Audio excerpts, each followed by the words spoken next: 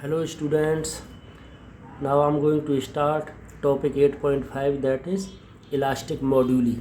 Elastic moduli क्या होता है कि ये moduli है प्लूरल, इसे बोलते हैं सिंगुलर है मॉड्यूलस, तो हिंदी में इसे बोलते हैं प्रत्यास्थता गुणांक।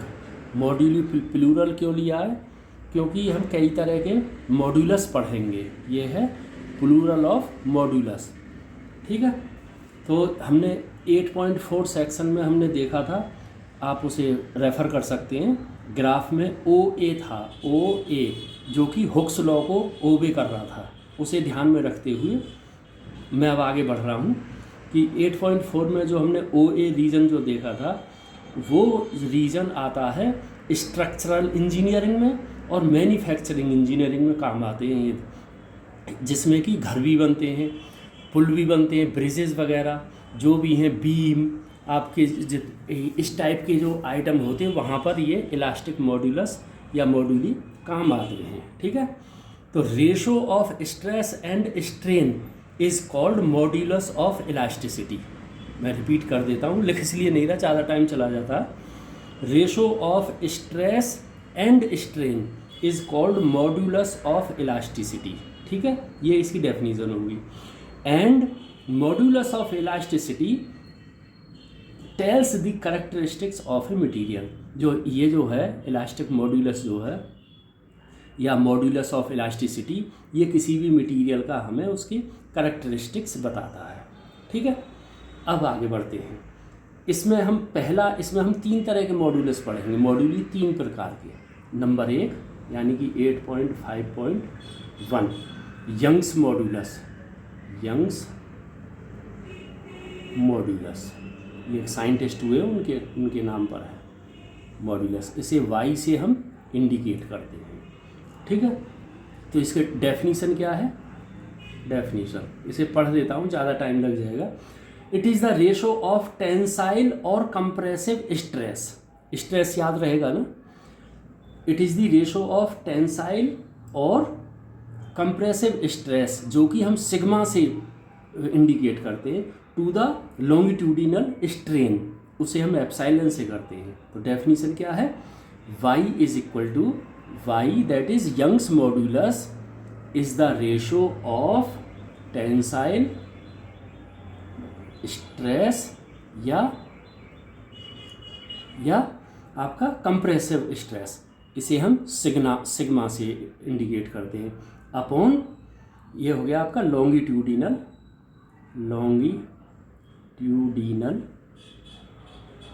स्ट्रेन, इसे हम एप्सिलॉन से इंडिकेट करते हैं। तो डेफिनीशन भी हो गई आपके पास और फॉर्मूला भी हो गया। टेंसाइल स्ट्रेस कौन सा था?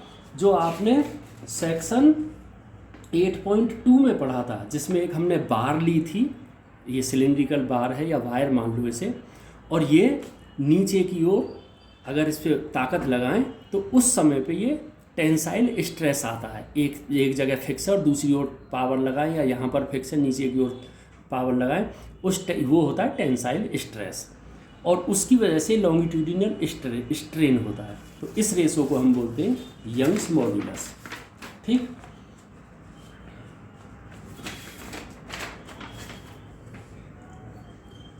इसका यूनिट है न्यूटन पर मीटर स्क्वायर। चलिए आगे। But we are having sigma is equal to force upon area. ये एरिया और इस पर जो भी फोर्स लगा है नीचे की ओर, मान लो mg है।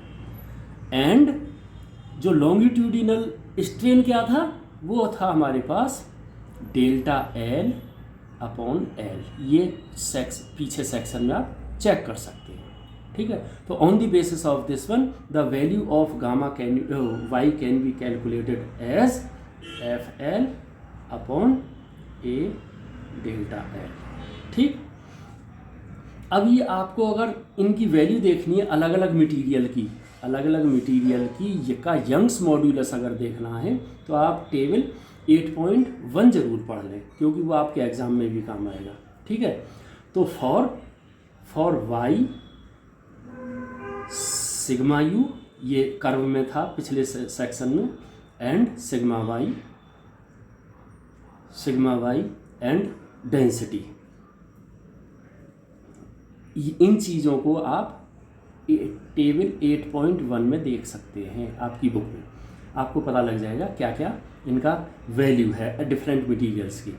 अच्छा, तो लार्जर वैल्यू ऑफ वाई, जितना ये ज़्यादा होगा, larger value of Y of a material means larger force is required to produce small change in length.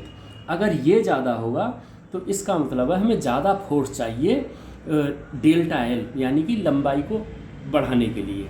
इसका मतलब ये हुआ कि जितना ज़्यादा वाई होगा उतना ही हमें फोर्स लगाना पड़ेगा, और वो फोर्स थोड़ा सा ही जो डायमेंशन है मटेरियल की वो चेंज होगी। इसका मीनिंग ये है कि ये हैवी कंस्ट्रक्शन में काम में लाया जा सकता है जिसकी वैल्यू, जिसकी यंग्स कांस्टेंट या यंग्स मॉड्यूलस जिसका ज़्यादा हो। ठीक है, तो larger Young's modulus of a material means larger force is required to produce small change in length. तो from table 8.1 larger force is required for steel than brass और copper. तो ज़्यादा फोर्स किसके लिए चाहिए? स्टील के लिए चाहिए, न कि ब्रास और कॉपर को।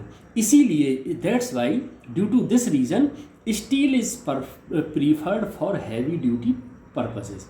इसी वजह से स्टील की वैल्यू वाई जो है यंग्स मॉड्यूलस ज़्यादा होता है, यानी कि अगर उसमें ज़्यादा ताकत लगाएं तब भी वो खिस्ता, उसमें लेंथ में ज़्यादा चेंज नहीं आता है। That's why we are using steel और high value of Y for heavy duty purposes. ठीक है, ये हो गया 8.5.2 शीयर मॉड्यूलस। शीयर मॉड्यूलस ये क्या होता है? अभी फिर अपने उस पर चाहिए सेक्शन 8.2 में, जिसमें हमने वो इस टाइप का एक सिलेंडर था, इस टाइप का, और उसमें हमने ये पॉइंट नीचे एक फिक्स कर दिया है और इस पर हमने फोर्स लगाया है। जो ऐसे फोर्स लगेगा उसका मतलब है उसमें शीयर आ जाएगा। ठीक है, उसमें शीयर आ जाएगा। और जो नीचे की ओर ऐसे फोर्स लगा रहे हैं और या ऊपर की ओर ऐसे लगा रहे हैं, तो इन दैट केस इसमें ये टेंसाइल वाला रहेगा। ठीक है, तो ये ध्यान में रहे, ये शीयर का मतलब यहाँ पर ये है कि ये फोर्स ऐसे लग रहा है। चलिए आगे, शीयर मॉड्यूलस, और इसको और क्या बोलते हैं? और मॉड्यूलस ऑफ रिजिडिटी, यानी कि कितना वो फर्म है, कितना रिजिड है, मतलब ज़्यादा ताकत लगाने पर भी वो हिले नहीं। इस टाइप्स को रिजिड बॉडी बोल देते हैं उसको। ठीक है, so it is defined as the ratio of shearing stress. Shearing stress क्या था? जब हमने ये फोर्स लगाया है तो इसमें शीयरिंग स्ट्रेस आ जाता है। ड्यू टू दिस वन हमें शीयरिंग स्ट्रेन मिलता है। तो इसकी डेफिनीशन है, इट इज़ डिफाइंड एज, इसे इंडिकेट करते हैं जी से। ठीक, तो it is defined as the ratio of shearing stress to shearing strain. तो या ऐसे लिख दीजिए फॉर्मूले के रूप में, इसमें डेफिनीशन भी है। ये बोलता है शीयरिंग स्ट्रेस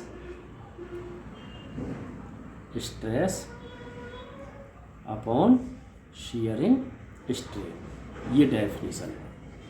और ये किससे इंडिकेट होता है शीयरिंग स्ट्रेस? ये सिग्मा एस से होता है अपॉन ये शीयरिंग स्ट्रेस, ये आ गया आपका डेल्टा एक्स अपॉन एल। अपना सेक्शन 8.2 देखिए, जब हम ऐसे फोर्स लगाते हैं तो इसमें डेल्टा एक्स इधर की ओर झुका है, वो डिस्टेंस है, और ये एल है पूरी लेंथ ऑफ दिस सिलेंडर। और इसे ऐसे भी लिखा जा सकता है, ये है हमारा एफ अपॉन ए के बराबर, F upon A upon delta X upon L. ठीक, और ये भी हमने देखा था थोड़े चेंज के लिए, और स्मॉल एंगल जो थीटा था उसके लिए this equals to for small theta, tan theta के बजाय हम इसे डायरेक्ट थीटा लिख लेते हैं। तो इसकी बजाय हम यहाँ पर इसे ऐसे भी लिख सकते हैं सिग्मा एस, या ये, तो इसकी जगह हम सिग्मा एस लिख लेते हैं अपॉन थीटा। अब इसको और इसको, इसकी सहायता से हम सिग्मा एस की वैल्यू निकाल सकते हैं। सिग्मा एस यानी कि shear modulus will be equal to G into theta. ठीक, तो ये चीज़ हमने पढ़ रखी है आपके उसमें सेक्शन 8.2 में जाइए, वहाँ से आपको आइडिया मिल जाएगा। तो इस फॉर दिस वन 8.5.2 के लिए आप टेबल 8.2 पढ़िए और उसमें से निष्कर्ष निकलता है generally shearing modulus is less than Y. ये G is less than this Y, shearing modulus is less than Young's modulus generally. ठीक है, and for most of the materials ये रहता है G is almost equal to Young's modulus upon 3, यानी कि ये generally कम होता है और जनरली कम में भी यंग्स मॉड्यूलस का ये थर्डवां हिस्सा रहता है। Okay, next topic 8.5.3 bulk modulus. Bulk modulus इसे हम इंडिकेट करते हैं बी से। तो हम इन मॉड्यूली में 3 मॉड्यूलस हमने पढ़े हैं, 1, 2 और ये थर्ड। ठीक, it is defined as the ratio of hydraulic stress hydraulic stress to the corresponding hydraulic strain. ठीक है, अब 8.2 सेक्शन में जाइए, वहाँ पर एक वॉल्यूम इस टाइप से था और उसमें हर एक ओर से एक मटेरियल फ्लड के अंदर रख दिया था, जैसे आपकी मोटरसाइकिल या स्कूटी के इंजन को तेल में हमेशा डुबाए रखते हैं, तो ये चारों ओर से फोर्स लगता है। तो ये वाला केस है इसके लिए, बल्क मॉड्यूलस के लिए। तो it is defined as B is almost equal to the negative of, negative क्यों आया है वो मैं बताऊंगा, नेगेटिव ऑफ हाइड्रोलिक स्ट्रेस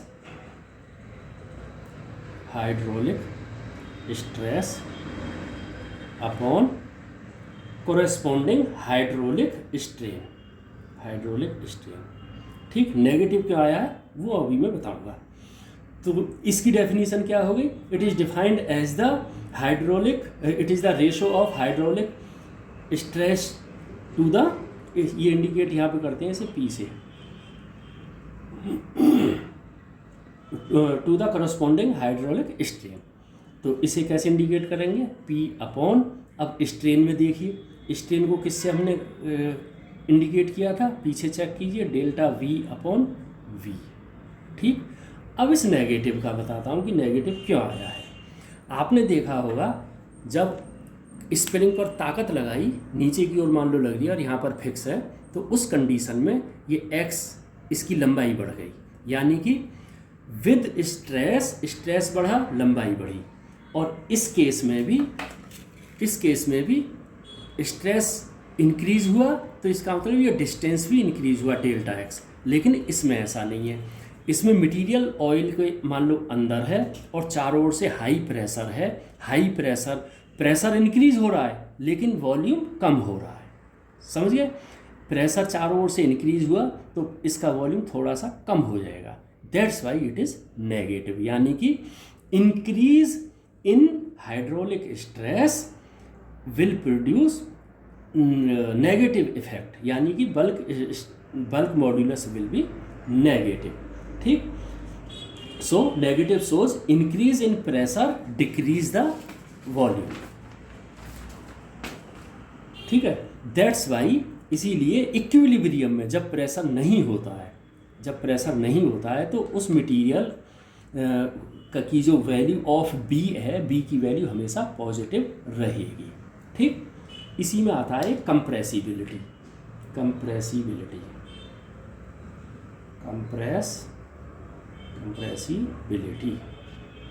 उसे इंडिकेट करते हैं हम के से, and it is inversely proportional to bulk modulus which is equal to delta V upon delta P upon V. ठीक है, ये अपॉन है।